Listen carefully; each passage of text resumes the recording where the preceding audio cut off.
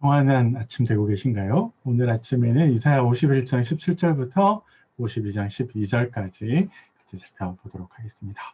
오늘 말씀도 크게 이제 세 가지 정도에서 생각해 볼 수 있을 것 같은데요. 그 첫 번째 단락은 하나님께서 이스라엘 백성들에게 절망에서 깨어 일어나라 라고 말씀하시는 대목입니다.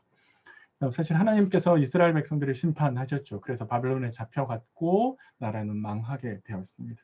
사실 이 시간들이 길어지면서 이스라엘 백성들은 나라가 망했다라고 하는 사실에 낙담했었고, 그리고 하나님께서 다시 그들을 불러들이지 않으시고 시간들이 계속 흘러가는 것에 대해서 절망했습니다.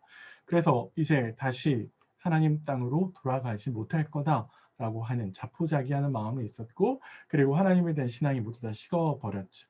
세계 최강 바벨론이라고 하는 거대한 나라에서 빠져나가는 것은 이제 불가능할 것이다 라고 그들은 생각했습니다. 자, 그런 그들에게 하나님께서 때가 되어서 구원을 선포하시고 당신의 결정을 알려주시면서 절망을 털어버리고 흙먼지를 틀어버리고 나와라 라고 하나님께서 구원의 메시지를 그들에게 선포하시는 것이죠. 자, 그러면서 하나님께서 새롭게 일으키시는 구원의 모습을, 그런 희망들을 청사진으로 담아서 제시해 주시는 겁니다.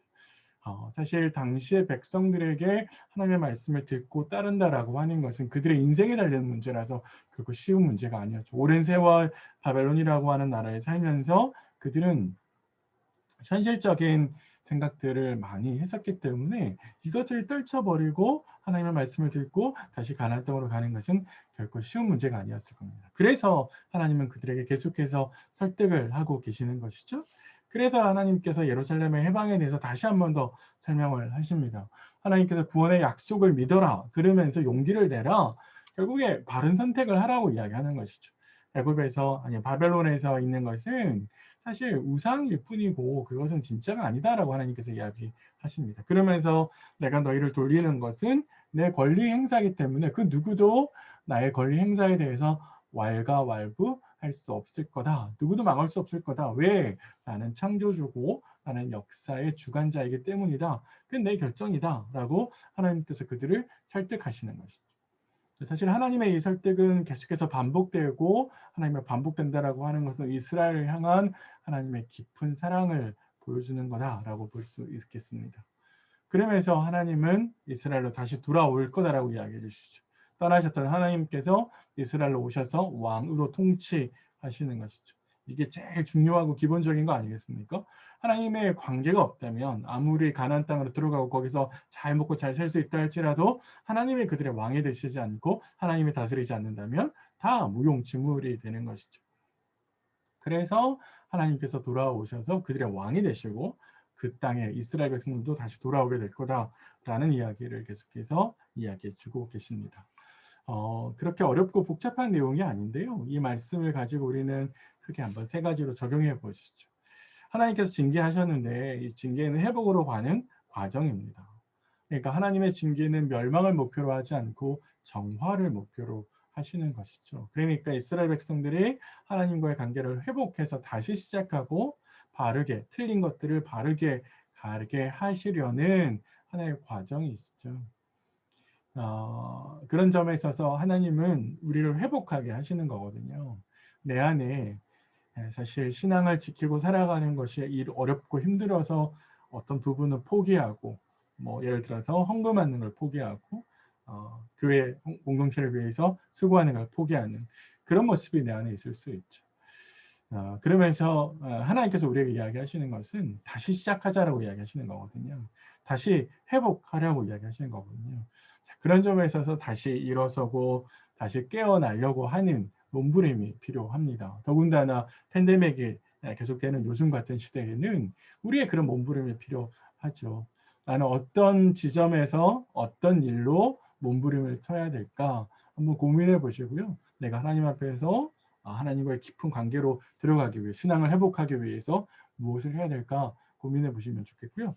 두 번째는 이거를 사실은 하나님께서 우리 안에서 회복하시려고 하는 열정 때문에 우리가 할 수 있는 일이거든요. 하나님께서 계속 청사진을 제시하는 것은 따라오지 않으려고 하는 이스라엘을 계속 설득하시는 것이죠. 그런 점에 있어서 우리가 하나님과의 관계를 회복하는 게 필요합니다.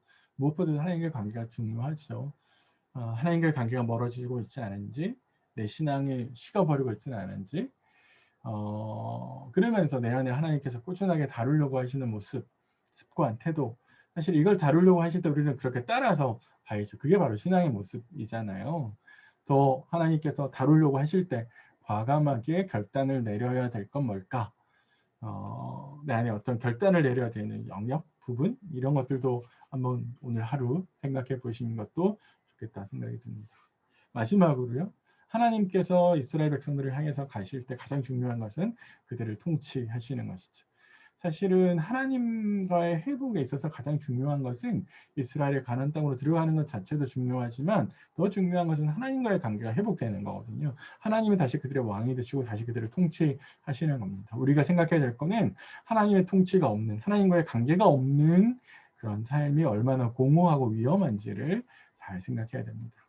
매일매일 하나님과의 관계는 더 깊은 곳으로 가고 있을까? 아니면 지난 6개월, 지난 몇 달 동안에 나는 하나님과의 관계가 점점 좀 멀어지고 있는 건 아닐까? 소원해지고 있는 건 아닐까? 내 안에 하나님과의 이 관계를 방해하는 요소는 없을까? 가장 중요하고도 가장 기본이 되는 하나님의 통치, 하나님의 다스림, 하나님과의 관계를 깊이 좀 생각해 보시면서 내가 하나님의 다스림을 잘 받고 그래서 그분과 깊은 관계로 들어가고 있는지 한번 고민해 보시는 그런 하루가 되셨으면 좋겠습니다.